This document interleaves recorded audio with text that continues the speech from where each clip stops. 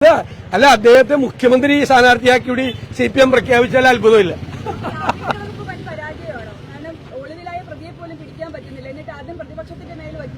അല്ലേ, പ്രതിപക്ഷം എന്ത് ചെയ്യാന്? ഞാൻ വളരെ സിമ്പിളായിട്ടൊരു കാര്യം ചോദിക്കട്ടെ. ഞാൻ ഇന്നലെ ചോദിച്ച ഒന്നും കൂടി ആവർത്തിക്കുക. ഇത് തലേ ദിവസം ഈ പെൺകുട്ടി പരാതി കൊടുക്കുമെന്ന് മുഖ്യമന്ത്രിയുടെ ഓഫീസിന് അറിയായിരുന്നല്ലോ, ഇല്ലേ? അപ്പൊ ഈ പരാതി കൊടുത്താലുള്ള നടപടികളെ കുറിച്ചും അറിയായിരുന്നു. ഒരു സ്പെഷ്യൽ ബ്രാഞ്ചിലെ ഒരു പോലീസുകാരൻ വിചാരിച്ചാൽ ഈ അറസ്റ്റ് നടക്കുമായിരുന്നല്ലോ. അറസ്റ്റ് ഒന്നും അല്ലെന്നേ അവരുടെ ആഗ്രഹം.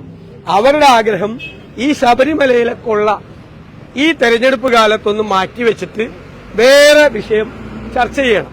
മുകേഷ് എന്നത് CPM മെമ്പറല്ലാത്ത മുകേഷിനെതിരെ എങ്ങനെ നടപടിയെടുക്കുമെന്നാണ് ചോദ്യം ചെയ്യുന്നത്. ഇത് യുക്തിസഹമാണ്, ഇത് കളിയാക്കുന്ന നിയമത്തെ. എല്ലാവർക്കും അറിയാലോ, റേപ്പ് കേസിൽ പ്രതിയായ MLA രാജിവെക്കണമെന്ന് പോലും അവര് പറഞ്ഞിട്ടില്ലല്ലോ. പറഞ്ഞോ? അവര് പുറത്താക്കിയോ? അദ്ദേഹം LDFന്റെ പാർലമെന്ററി പാർട്ടി അംഗമാണ്.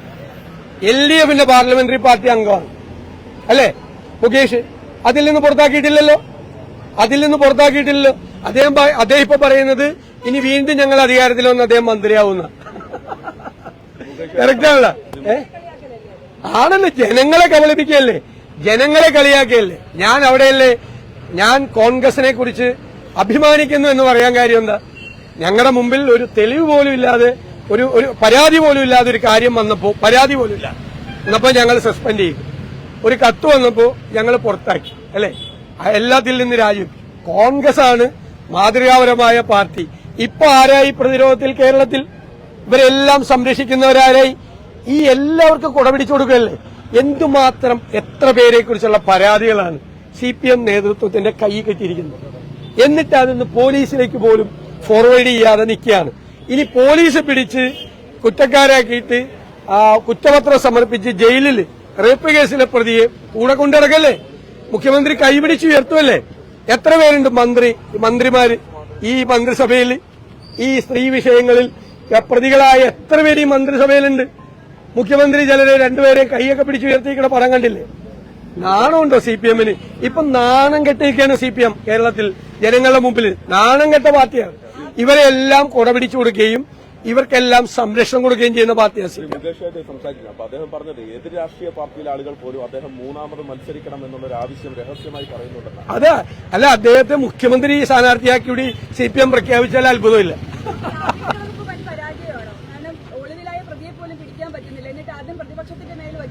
അല്ലേ, പ്രതിപക്ഷം എന്ത് ചെയ്യാന്?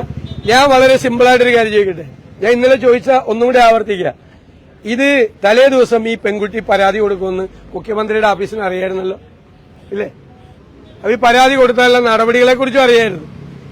ഒരു സ്പെഷ്യൽ ബ്രാഞ്ചിലെ ഒരു പോലീസുകാരൻ വിചാരിച്ചാൽ ഈ അറസ്റ്റ് നടക്കുമായിരുന്നല്ലോ. അറസ്റ്റ് ഒന്നും അല്ലെന്നേ അവരുടെ ആഗ്രഹം. അവരുടെ ആഗ്രഹം ഈ ശബരിമലയിലെ കൊള്ള ഈ തെരഞ്ഞെടുപ്പ് കാലത്തൊന്ന് മാറ്റിവെച്ചിട്ട് വേറെ വിഷയം ചർച്ച ചെയ്യണം. ഇപ്പൊ അതിന് പറ്റിയ പണി നേരെ തിരിച്ചടിച്ചിരിക്കുകയാണ്. ഇപ്പൊ എല്ലാ സ്ത്രീ വിഷയവുമായി ബന്ധപ്പെട്ട എല്ലാ കേസുകളിലും പ്രതിരോധത്തിൽ ഇപ്പൊ CPM നിൽക്കുകയാണ്. എന്തുമാത്രം ചോദ്യങ്ങൾക്കാണ് CPM ഉത്തരം പറയേണ്ടത്? എത്ര ചോദ്യങ്ങൾക്ക് CPM ഉത്തരം പറയണം? ഞങ്ങള് അഭിമാനത്തോടുകൂടി തല ഉയർത്തിയാണ് തെരഞ്ഞെടുപ്പിലേക്ക് ഇന്നത്. ഞങ്ങളുടെ അജണ്ട, ഞങ്ങൾ സെറ്റ് ചെയ്ത അജണ്ടയാണ് ഈ തെരഞ്ഞെടുപ്പിൽ കേരളം ചർച്ച ചെയ്യുന്നത്. അത് ശബരിമലയിലെ കൊള്ള കേരളം ചർച്ച ചെയ്യുകയും തെരഞ്ഞെടുപ്പിൽ അതിന്റെ പ്രതിഫലനം ഉണ്ടാവുകയും ചെയ്യും.